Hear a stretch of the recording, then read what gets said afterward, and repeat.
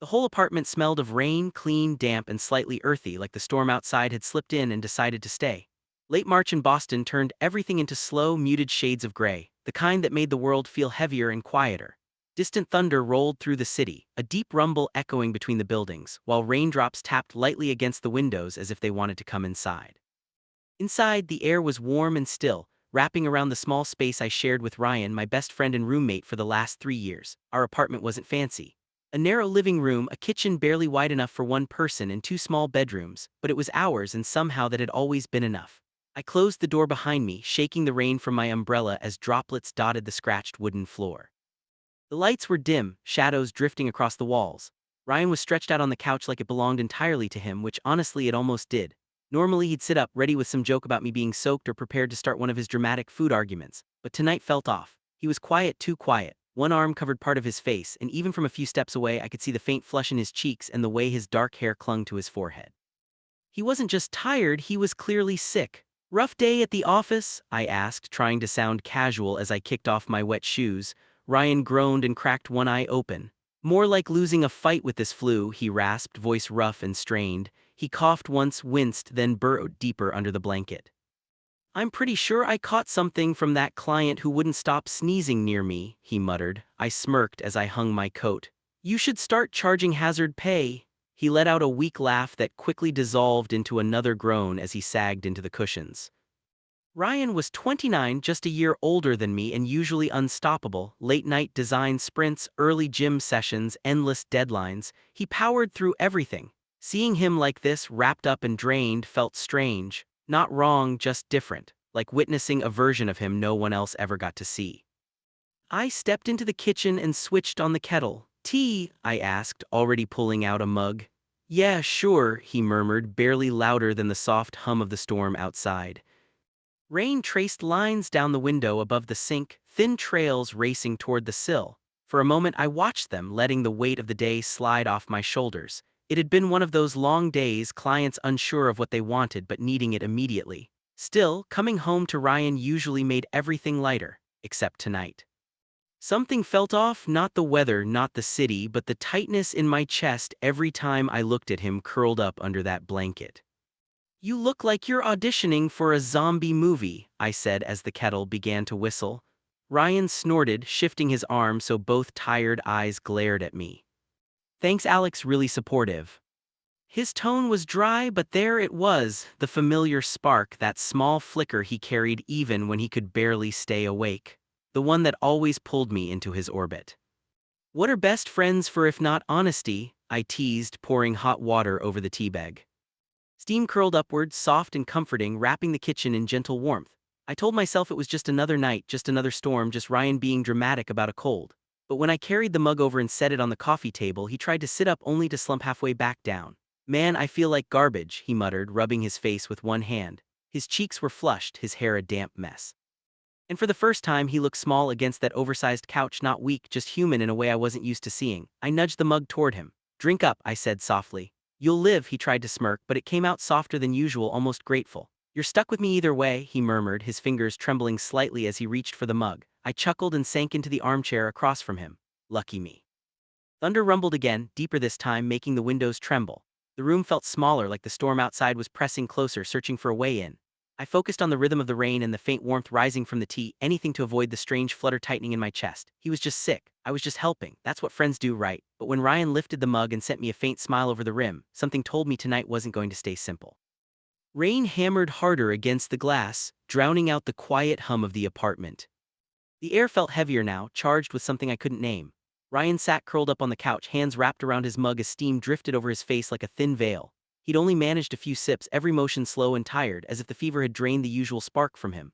"This is pathetic," he muttered, setting the cup down with a soft clink. "I can barely lift my arms." I raised an eyebrow, leaning back with my arms crossed. "You sure you're not milking this for sympathy?"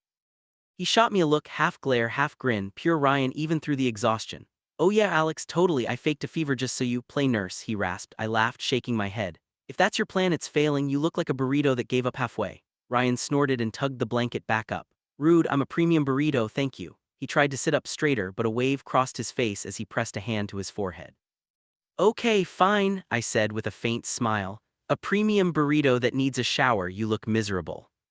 I feel disgusting, he admitted, voice weak but honest. I tilted my head, watching him fight for balance, something warm and uneasy twisting in my chest. You sure you can handle that? You look like you'd pass out halfway there. Ryan groaned and flopped back into the cushions. Don't tempt fate, man, I'm already on thin ice. Another roll of thunder shook the walls, the lights flickering briefly. I stretched my arms over my head and sighed. All right, drama queen, come on, I'll help you. Can't have you passing out and blamming me later. He cracked one eye open, a faint smirk tugging at his mouth. You're actually serious? Of course I am, I said lightly. What's a best friend for if not dragging you around when you can't stand on your own? Ryan's smirk softened into something quieter. Fair, just don't drop me. I crossed the room and offered my hand. He took it, his fingers cool and unsteady, and I pulled him up carefully. His arm looped over my shoulders, his weight heavier than I expected. Heat radiated through his sweatshirt, seeping into my side. You're like a walking furnace, I muttered as we shuffled toward the hallway. Yeah, well, you're stuck with me, he murmured, his head dipping slightly. It wasn't a long walk, just a few steps to the bathroom, but every movement felt slow and deliberate, like the air had thickened around us. I nudged the bathroom door open with my foot and flicked on the light. The tiny space was all white tile and chipped paint. As soon as I turned the shower handle, hot water hissed through the pipes and steam began to rise, filling the room with soft, hazy warmth. Ryan leaned heavily against the sink, catching his breath. You good? I asked, stepping back a little. He nodded, though the motion was slow and uncertain. Yeah, just give me a sec. His knuckles were white against the porcelain and I hesitated. Normally I'd let him handle himself, he was stubborn like that, but tonight he looked like he might actually fall over. Dude, you're not exactly inspiring confidence, I said, folding my arms. He glanced up, hazel eyes catching the light, and let out a short laugh. What, you gonna stand there and supervise, make sure I don't drown? I rolled my eyes, trying not to smile. Tempting, but seriously need help, he hesitated, then gave a small, resigned shrug. Maybe just don't make it weird, I snorted. Me never. Keeping it light, I stepped closer and helped him tug the sweatshirt over his head. He wobbled, steadying himself with a hand on my shoulder, and I focused on the practical stuff, making sure he didn't stumble, tossing the damp shirt aside. Steam had filled the room completely now, softening the edges of everything, wrapping the space in warmth. Okay, I said as I backed toward the door with a teasing grin. That's where I draw the line. I'm a good friend, but not that good. Ryan laughed, a real one this time, rough but genuine. Coward, he teased, turning toward the shower with one hand braced against the wall. I lingered a moment, watching the first burst of water hit the tiles, its rhythm blending with the rain outside. Yell if you need me, I said, pulling the door halfway closed. Yeah, came his muffled reply through the steam.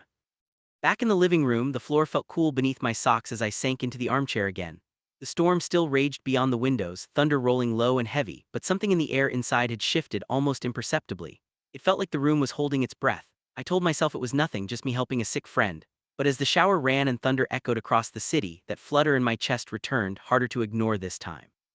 The steady rush of water filled the apartment, mixing with the rain hammering the glass.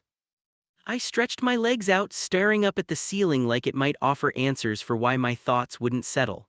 The apartment was quiet otherwise, only the storm, the hum of pipes, and the occasional soft thud from the bathroom as Ryan moved around. I'd left the door cracked, half expecting him to call for help or throw a sarcastic comment my way, but nothing came. Not yet. The empty mug still sat on the coffee table, the last wisp of steam long gone, leaving a faint ring on the wood. I considered making another cup just to keep busy, just to quiet my head. A sudden clap of thunder made me flinch. I glanced toward the hallway. Steam was curling out now, drifting into the living room like a wandering ghost, carrying the familiar woodsy scent of Ryan's shampoo. He'd used the same one since we first moved in, back when we argued over shelf space and who deserved the bigger bedroom. 3 years of that, of his chaos, his energy, his presence filling every corner of my life. And yet tonight something about it felt different, not dramatic, just quietly significant, like a puzzle piece clicking into place. The shower shut off with a faint squeak. I straightened in my chair, listening. You alive in there? I called, trying to sound casual. There was a pause, then his reply, low and warm through the haze of steam. Yeah, just give me a sec. I heard the rustle of a towel and the soft thud of feet on tile. Grabbing the spare towel I'd left on the armrest, I walked toward the hallway and stopped just outside the bathroom. The door swung open, and there he was, hair dripping, a towel wrapped loosely around his waist, leaning against the frame like he wasn't sure he'd make it back to the couch. Wow, I said, tossing him the extra towel. You look like a drowned rat, I smiled. But hey, at least you're a clean one. He caught the towel with one hand, smirking as he rubbed it through his hair. High praise coming from you, Alex, he said, voice rough but lighter. I'll take it. His cheeks were still flushed, but the shower had helped.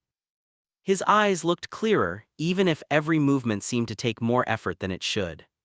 I stepped closer to steady him, but he waved me off with a tired grin. I got it mostly. He shuffled past me, leaving a trail of damp footprints across the hardwood. I followed, grabbing a blanket from the back of the couch and holding it out as he sank into the cushions. Better, I asked, draping it over his shoulders. Yeah, he murmured, pulling it tighter. Hot water is basically magic. He leaned back, closing his eyes. For a moment, the only sounds were the soft rain outside and the slow, steady rhythm of his breathing. I perched on the edge of the coffee table, facing him, unsure what to do with my hands. The air still held a faint trace of steam, softening the edges of everything around us, and that familiar flutter in my chest returned, stronger this time. Then he opened his eyes and looked directly at me. The usual smirk wasn't there. Hey, he said quietly, his voice almost drowned out by the rain. You ever think about us as more than this? My breath caught. For a moment I forgot how to move. It wasn't dramatic, just a simple, honest question suspended between us, fragile and dangerous all at once. I could have joked it away, turned it into something light, but his eyes didn't shift. They held mine, steady, searching. I tried to speak, stopped, swallowed. Because the truth was, I did think about it. On late nights when he crashed on my floor after movie marathons. On slow mornings when he sang off-key while making coffee. In all the small, stupid details that never left my head. Yeah, I said finally, softer than I intended. I've thought about it. His eyebrows lifted, surprise flickering before his expression warmed. Good, he murmured, leaning his head back. Because I have too. Something tightened inside my chest, but it wasn't fear. It felt like release, like something wound up for years was finally loosening. You're serious? I asked. He nodded, watching me with that same quiet intensity. Yeah, you mean more to me than just the guy who makes me tea when I'm falling apart. He laughed weakly and I couldn't stop my smile. You fall apart a lot, I teased. True, he chuckled, good thing I've got you then. I leaned forward, resting my elbows on my knees, really looking at him, damp hair sticking to his forehead, blanket wrapped around him, that subtle spark in his tired eyes. You do, I said. It sounded simple, but it felt like a promise, one I didn't even realize I'd made until it slipped out. He didn't answer right away. He just nodded once, a small, real smile pulling at his lips. Outside, the rain tapped softly against the glass, steady and calm. The storm still lingered, but inside everything felt different, warmer, safer, like maybe this was always where we were supposed to end up, and all it took was one rainy night to finally see it.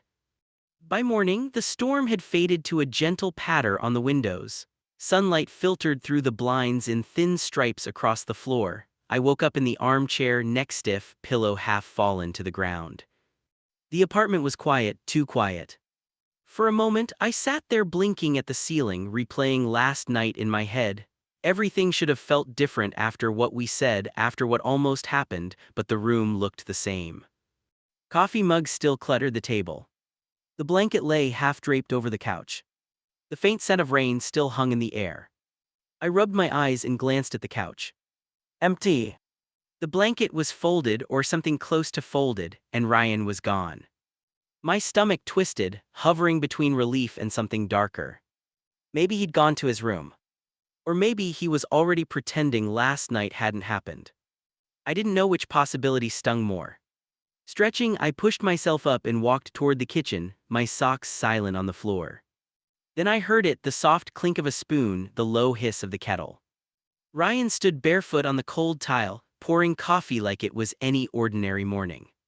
Morning, he said, his voice was still rough but steadier than last night. He wore an old t-shirt and sweatpants, hair sticking up in chaotic spikes like the night had wrestled with him. Morning, I echoed. Leaning against the counter, he glanced at me with a crooked smirk. You look like you slept in a pretzel. I snorted and ran a hand through my tangled hair. Thanks to you and your couch-hogging habits. He shrugged and slid a mug toward me. Consider it payback for the tea. Warmth seeped into my hands as I took a sip. For a while, we didn't say anything. It wasn't awkward, just quiet, like the world was still waking up and we didn't want to break it. Last night kept circling in my mind, his question, my answer, the new space between us that felt less like a barrier and more like a doorway. I waited for panic to hit, for overthinking to take over, but instead, a strange calm settled in. And it wasn't scary. Not anymore. So, he said finally, breaking the silence as he leaned back against the counter, mug in hand, where does that leave us? I looked at him, sunlight catching in his eyes, familiar and brand new at the same time. I didn't have a perfect answer. Right here, I said. For now, that's enough. Ryan smiled, small, real, and lifted his mug in a lazy toast. Right here, he echoed. Outside, the last drops of rain slid down the glass, catching the early light like they didn't want to fall. And for the first time in a long time, everything felt exactly where it belonged. You're not going to start avoiding me now, are you? He asked suddenly. I blinked, thrown off, and Ryan grinned, his classic teasing grin. What? I said. He shrugged, swirling his coffee. You know the whole, oh no, we talked about feelings thing. I lifted my brows at him. Better hide forever, huh? I know how your brain works, Alex. I rolled my eyes, but honestly, he wasn't wrong. My thoughts were already running in circles. What if this changed everything? What if things got weird? What if people at work noticed? What if my family, who I hadn't even told anything yet, would never understand? It's not like that, I said, folding my arms across my chest. I'm not avoiding you, I'm literally standing right here, are I? Ryan tilted his head, studying me with that annoyingly accurate intuition. True, but you've got that look, like you're about to bolt or start writing a pros and cons list in your head. I snorted because, yeah, that was absolutely something I'd do. Maybe I am, I admitted. Pro, you make decent coffee. Con, you're a nightmare when you're sick. Ryan laughed, loud, warm, real, and the sound sliced clean through the tightness in my chest like sunlight breaking through heavy clouds. Fair, he said, grinning, I'll take it. The kettle clicked off. He turned to refill his mug, moving slower than usual, relaxed, softer around the edges. I watched him in that quiet moment, the way he rubbed the back of his neck when he was tired, the loose fold of his shirt on his shoulders. He was still Ryan. Still the guy who dragged me out for midnight diner runs. Still the one who argued about who'd survive a zombie apocalypse. But after that night, he was also something more. Something I didn't quite know how to name yet. You feeling better? I asked. He nodded, yeah, not 100%, but I'll live. He shot me a crooked smile, thanks to you. I shrugged, trying not to make it a big deal, just doing my job. His smirk softened and his voice dipped lower. You're good at it, you know, taking care of people. My throat tightened. I stared down at my mug, swirling the last bit around just to keep my hands busy. Only when they're worth it, I said quietly. When I looked up, he was still watching me with that warm, lingering look he'd given me the night before. Good to know, he murmured. For a moment, the room felt smaller, not suffocating, just closer, like whatever we were sharing didn't need words anymore. The rain outside faded to a soft rhythm against the window. I sipped my coffee, letting the heat settle the last restless pieces inside me. Maybe this was complicated, maybe it would take time to understand. But when Ryan nudged my arm with his elbow and grinned like nothing had changed, I realized maybe it didn't have to be hard. Not yet. Not with him. The days after that rainy night slipped by the way they always did, but something quiet and good had shifted beneath the surface. The storm had passed, leaving the city washed clean, puddles glowing like mirrors under pale sunlight. Inside our little apartment, life returned to its usual rhythm. Ryan's cold faded into a memory. I went back to coding deadlines and the constant blue glow of my laptop. But we weren't quite the same anymore. Not really. Now he'd sit a little closer, his knee brushing mine without apology. He'd catch my eye over breakfast and grin like we were sharing a secret only we could see. It was a Thursday evening, about a week later, when everything finally clicked. The sun dipped low, casting the living room in soft gold. Ryan was sprawled across the couch, one leg dangling off the armrest, lazily scrolling through his phone. You up for a walk? He asked without looking up. I rinsed a mug in the sink and glanced at the window. It's going to rain again, I said. Dark clouds were gathering thick and full. He shrugged, tossing his phone onto the cushions. So we've got umbrellas. Live a little, Alex. I smirked, drying my hands on a towel. Says the guy who was a blanket burrito a week ago. He laughed, finally sitting up. Exactly, I've earned this, come on, I need air. There it was again, that spark in his eyes.